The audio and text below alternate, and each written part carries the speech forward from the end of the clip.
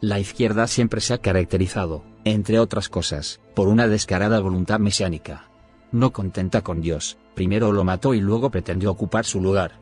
No es casual que todos los socialistas acusen a los liberales de sacralizar el mercado, para luego considerar al Estado un deus ex machina. La diferencia entre unos y otros, con todo, es fundamental. Para los liberales, y en contra de las acusaciones de la izquierda, el mercado no es un ente que planifica conscientemente todas las decisiones, por el contrario, lo configuran los movimientos espontáneos de cientos de miles de agentes que interactúan para alcanzar pacíficamente sus fines. Los liberales no aseguramos que en libertad todo el mundo vaya a ser necesariamente feliz, sino que la libertad es un requisito sine qua non para ser feliz, esto es, para seleccionar los fines vitales y darles satisfacción. Eliminar la capacidad de elección significa eliminar al ser humano y convertirlo en un instrumento al servicio del poder. Para la izquierda, en cambio, el Estado es omnipotente y puede alcanzar cualquier fin que se proponga. La pobreza, el hambre, el SIDA, la degradación ambiental, las epidemias o los huracanes, todo puede evitarse con un Estado eficaz y poderoso. En cierto sentido, el razonamiento de la izquierda es el siguiente: sabemos cuáles son los problemas del mundo y sabemos cuáles son las soluciones, lo único que necesitamos es poder para aplicarlas. Me temo, no obstante, que la izquierda ni sabe cuáles son los problemas ni, mucho menos, los mecanismos para darles respuesta. El célebre economista francés Frédéric Bastiat entendió perfectamente que toda acción del Estado tiene consecuencias visibles e invisibles.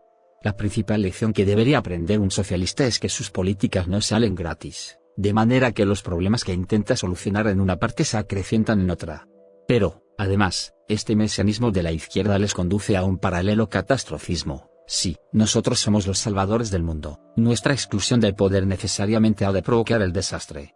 De esta manera, mientras las ideas socialistas no sean aplicadas con mano de hierro, la humanidad solo puede degenerar en una espiral autodestructiva. Frente a la razón del más fuerte recoge 4 conferencias de Susan George, Saminay Kondiresis R., Ignacio Ramonet et Zvetan Todorov. Publicado por Círculo de Lectores, ahonda en estos defectos característicos de la izquierda. Ya en el prólogo, por ejemplo, Saminay Kondiresis R. comienza afirmando que nunca las diferencias sociales, culturales y científicas habían sido tan abismales. O, dicho de otra manera, dado que las ideas de izquierda no dominan el mundo, la plaga de la desigualdad se extiende. Por supuesto, Nay Kondiresis R. no explica por qué la desigualdad es mala. Al común de los mortales le encanta la diversidad, la discrepancia, la libertad creativa que no nos reduzca a un patrón homogéneo y grisáceo. Es evidente que la pobreza es un problema, pero la diversidad es, únicamente, el resultado de que las personas, nuestros gustos, nuestras aspiraciones o nuestros proyectos también son distintos. No obstante, ni siquiera el fatalismo de Nay Kondiresis R. es cierto. Como es habitual entre la izquierda, su afirmación de que las desigualdades han aumentado es pura inventiva. En una aproximación a la medición de la desigualdad, este catastrofismo autofabricado del que hablamos puede contemplarse aún con mayor claridad en el caso de Ignacio Ramonet. Su artículo se titula El ecosistema en peligro. Nuevos miedos, nuevas amenazas. Fíjense, miedos y amenazas. Como muy bien ha comprendido Michael Crichton, la estrategia socialista pasa por hacernos caer en un estado de miedo y pánico que el gobierno pueda utilizar como excusa para restringir nuestras libertades. Claro que la sociedad está sometida a nuevos miedos y amenazas, pero son en buena medida inventos de la izquierda. Así, por ejemplo, Ramonet habla de deforestaciones masivas en el mundo, pero calla que en Europa y Estados Unidos se está experimentando una progresiva reforestación. En el caso de Estados Unidos, en los últimos 50 años el volumen de madera contenida en los bosques ha aumentado un 30%. Ramonet también nos sacude con otra plaga bíblica, la pobreza. Así, nos recuerda la asombrosa cifra de que casi 3.000 millones de personas, la mitad de la humanidad, viven con menos de 2 euros al día. Por supuesto, esta cifra es totalmente falsa. El dato que suele ofrecer la izquierda más radical ronda los 1.500 millones, pero los informes serios, como el de Sala y Martin, hablan de 1.000 millones. No cabe duda de que la pobreza sigue siendo un grave problema. Sin embargo, la solución no pasa por redistribuir o crear un gobierno mundial, como sugiere Ramonet. De hecho, la causa de la pobreza en los países pobres la encontramos, indudablemente, en el fortísimo intervencionismo estatal. En 1970 Asia era ligeramente más pobre que África. Hoy en día, después de que los países que lo componen se incorporaran a la globalización liberalizando sus economías, Asia ha abandonado la pobreza, mientras que África se ha hundido todavía más en ella. Las recetas de Ramonet pasan por darle el protagonismo al estado de bienestar y no al mercado. Si en Europa el mercado ha seguido creando riqueza, ha sido a pesar del estado de bienestar. Su masiva redistribución no solo perturba los incentivos y la iniciativa empresarial, sino que nos impide buscar soluciones más eficientes y baratas a nuestros problemas. El sistema público de pensiones es un ejemplo paradigmático.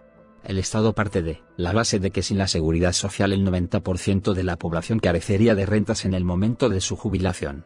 Para evitarlo, se instituye un ruinoso sistema redistributivo abocado a la quiebra. Cuando este sistema se colapse, cientos de miles de individuos se quedarán sin ningún tipo de subsidio, por no haberse dotado de un plan privado de pensiones en su momento. ¿Este es el futuro de corrupción y miseria que deseamos para los ya pobres africanos? Ramonet crea los miedos y las amenazas para incrementar el poder del Estado frente a la sociedad. En otro ensayo del libro, Otro mundo es posible, Susan George vuelve a incidir en las amenazas y los problemas del mundo actual, para que la izquierda, como redentora universal, adquiera el dominio ideológico de nuestras almas. George lo resume a la perfección: mejorar el nivel de vida para todos requiere recursos, muchos recursos nuevos. ¿Y cómo obtendrá la izquierda esos recursos? ¿Acaso hará como un buen empresario? Esto es, ganar dinero ofreciendo a los consumidores productos que satisfarán sus necesidades. No, George no tiene ningún reparo en reconocer que para acaparar esos recursos necesitan instrumentos de tributación y redistribución. O, como diría Marx, solo hay una manera de matar el capitalismo: con impuestos, impuestos y más impuestos. El análisis simplista de esta gente no supera la proposición que hemos establecido al principio: sabemos cuáles son los problemas, mas sabemos cómo solucionarlos. Necesitamos el poder y los medios para hacerlo. George no se da cuenta de que, por ejemplo, gravar las transacciones internacionales con la tasa Tobin, tal y como propone su organización, ATTAC, perjudica especialmente a los ciudadanos de los países pobres. La tasa Tobin consiste en pagar un impuesto cada vez que se produce un cambio entre divisas.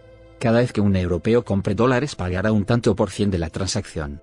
Muchos países africanos tienen ligadas sus débiles monedas al dólar, de manera que si un ciudadano de Ghana vende sus productos a la Unión Europea tendrá que cambiar, primero, los euros a dólares, pagando una vez la tasa Tobin, y, luego, los dólares en la moneda de Ghana, el nuevo cedi, pagando dos veces la tasa Tobin. Además, la tasa Tobin ataca los movimientos internacionales de capital, provocando un mayor aislamiento de los países. Precisamente, si algo no necesitan los pobres del mundo es mayor autarquía, menos globalización y más aislamiento. Pero esto, claro está, no preocupa lo más mínimo a Susan George. La ideología izquierdista justifica los desmanes más brutales sobre el ser humano. Ella misma lo reconoce: tengo la certeza de que dicha objetividad no existe en la economía, punto. Todo el mundo parte de ciertos supuestos, todo el mundo tiene prejuicios de base ideológica. O, dicho de otra manera, Susan George reconoce que no tiene ni la más remota idea de las consecuencias de sus propuestas económicas, pero espera que su tremendo buenismo haga triunfar el intervencionismo disparatado. Estamos, en definitiva, ante ideólogos mediocres que venden humo, mentiras, inexistentes catástrofes y lamentables soluciones. 4 artículos, disfrazados de retórica revolucionaria que pretenden construir un nuevo mundo, aún a través de la represión, la planificación y la defenestración de la libertad. Ese es su proyecto visionario. Nada importa, porque nuestras intenciones son buenas. Aun cuando tengan que inventarse catástrofes y proponer los remedios expiatorios más nocivos e ineficientes. Que la realidad no les amargue un complaciente proyecto totalizador.